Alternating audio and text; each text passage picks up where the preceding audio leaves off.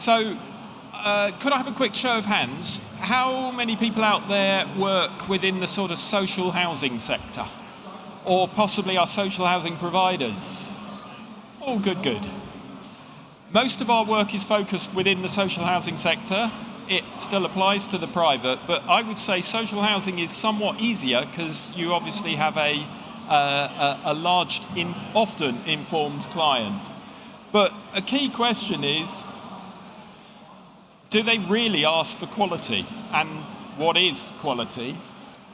Certainly when we're looking at tenders, responding to tenders within Wilmot Dixon, the quality questions were variable at best, and at times were so ubiquitous that they probably needn't have existed because everyone tendering would have scored nearly maximum marks. And of course, that would mean everything is therefore simply decided on price. So asking for quality, really important. Second is, from a procurement process perspective, focusing on the process or the outcome. It's going to be fascinating if we do leave Europe. Brexit has to be mentioned, because we blame Europe a lot for the procurement processes, but when we speak to our Energiesprong colleagues over on the stand, they're saying, well, that's nothing to do with Europe. This is our interpretation of it. But really important here is, of course, procurement's got to be done compliantly and fairly, but it is about delivering an outcome, and we cannot lose sight of it. You can't see it at the back, but it basically says an unexpressed desire can only be met by luck. Really do have to ask for it, otherwise you ain't going to get it. So, what is important to you? And with regard to energy performance, and I'll be a bit more specific on energy for the moment, but that's because there are numbers produced. I also take Rajat's and George's comments about comfort and health and the softer sides, extremely important. But with Energiesprong, the Energiesprong principle, and please do visit the stand, I think it's N200, go that way anyway. What this is about is looking at retrofit completely differently.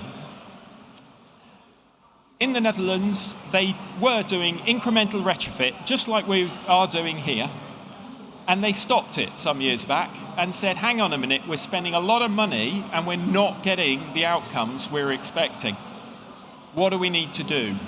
So they scratched their heads and they came back with, we need to undertake zero net retrofits and do all the work in one go. Look at the cost in a whole life cost context over the course of 30 years. Make it not disruptive, undertake the work in less than 15 days, guarantee the result, and in order to close the gap still, because the business model is still very tight, you have to industrialize it. It's quite interesting. When I first heard about it, I don't know about you, if you haven't heard about it before, you're probably thinking it's completely mad. Well, if you did, that's exactly what I thought. But actually, when you start scratching away at it, you do get to a point where it starts to make sense. There's a valley of death, but you get past it. That leaves the contractor, who is underwriting all of this, worrying about the performance gap. The actual use on the left-hand side, what SAP said on the right-hand side, this is now my problem, not the client's problem. I'm not going to go through it. I think the slides are circulated. Real key here is, if you always do what you've always done, you're going to get what you've always got. So things have to change. We're a new company, 2 years old, our first 2 homes. I appreciate 2 homes isn't going to crack the housing crisis, but you've got to start somewhere. So we built 2 homes for Joseph Rowntree Foundation, Housing Trust, sorry, and we wanted to assure the performance of these. So we spent a lot of care worrying about the fabric, putting PV on it, air source heat pumps, and they've just finished. They are for sale if you want to live in York. And that's actually part of a problem, because these are now going to the private housing rather than social. So whilst they will be fully monitored, assuming the householders will let us have access to the data, it's quite complicated explaining what assured performance is. I have written it down, and as a sales tool, it's hard. We need something third party, and I think that's where the BPN needs to start to do some work, because actually us explaining it is just too hard. People other than techie nerds, probably most of you, yeah, you'll be interested. Joe Public will lose the will to live, because what we found on our Nottingham Energiesprong projects is just how wide a use of a dwelling, energy use, is. That was across 10 homes, and I'll show you that in a minute. So we've got no data for these yet, but we will be gathering it. But what I can point to is the first 10 Energiesprongs in the UK. I think it's pretty obvious, even from the back, which ones we did. Thank you, Maggie, for right to buy. By the way, the private landlord that owns the one that hasn't been done, he had the money. When we first proposed this, he suggested, why don't we sell him the entire block and he'll rent them out private rented, yeah, and simply not bother. Interestingly, now as he's seen them, he's actually come back to us, because he has one in the next block, and said, perhaps we need to talk. And give him his due, he didn't know what was going to happen. But what have we done there? So, new walls, new roof, PV, ground source heat pump, communal heating to share the benefit, private wire, because we simply can't afford to export power to the grid and buy it back next door, so we've got to share it. We didn't really want to put private wire in, but that was the only way around it. Thermal storage, battery storage, and humans.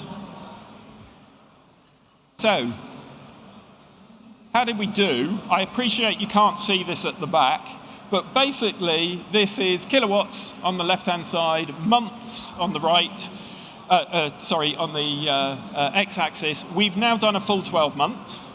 If you study it closely, you'll see we operated slightly worse than we expected for the first 6 months, and fortunately, slightly better than we expected as we started to settle down for this last 6 months.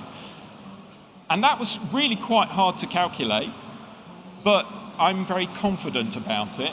And I need to be, because we have guaranteed these results. But each bar is a different house. And we've got 7 houses, 3 bungalows here. On the left-hand side, the very top is £800. The grey line is at £600. We've got 0 at the bottom. This is what the tenants are paying. So on average, they're paying £500 a year for heating, hot water, small power, and also an energy charge, comfort charge, back to the housing association of £300. So actually, on average, they're spending £200 on energy covering all use. Our target was 300, i.e. 600 overall. Now, it's quite interesting when you study these homes at a detail level, because what's more fascinating is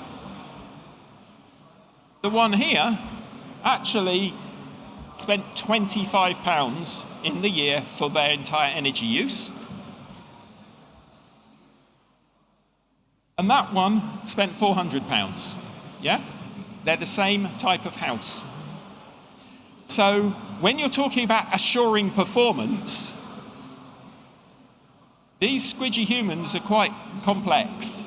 However, we have been able to, not so confidently for me to present it yet, we'll see next year, disaggregate all this and put it together such that actually I know what energy I expected and what energy I expected here, and the correlation with expectations is good. So I'm pretty confident I can assure this, even with humans involved, which is just as well because we have for the next 30 years on these. And there's another 155 to go. But this is early stages, and it is a really fascinating experience. I think this slide, though, actually says what's most important. I took this on a random day last summer, so I didn't ask 3 of the tenants to poke their heads out and be talking together and waving, yeah? But don't underestimate the huge impact this has on people's lives. It is really rewarding. Thank you very much.